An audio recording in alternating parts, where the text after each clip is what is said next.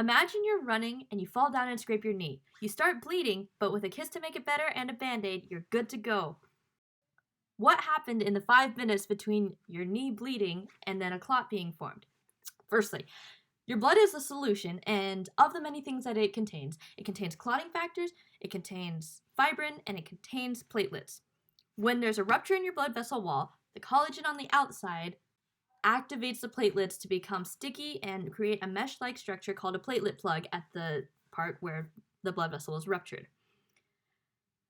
This is great, but it's only temporary. And so then there's this thing called the coagulation cascade, which sounds scary, but it's just a series of chemical signals that tells the fibrin, which is also in your bloodstream, to become sticky and reinforce your platelet plug. It's like platelets calling in for backup.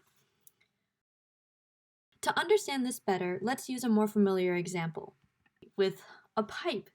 Let's say you have a pipe and it bursts and you're like, oh no! If a pipe bursts, your first instinct is either to stop the flow of water with your hand, to tie a towel around it, or maybe if you have duct tape to wrap that around it. However, this is only a temporary fix, similar to how our platelet plug was only a temporary fix. You obviously are going to need serious tools and maybe a new pipe in order to repair it. The problem is, you probably were not walking around with new piping in your hands, and so you're going to need to call someone. The other problem is you don't have direct contact with a repairman. You need to call someone who can call someone who can call someone who can call you a repairman.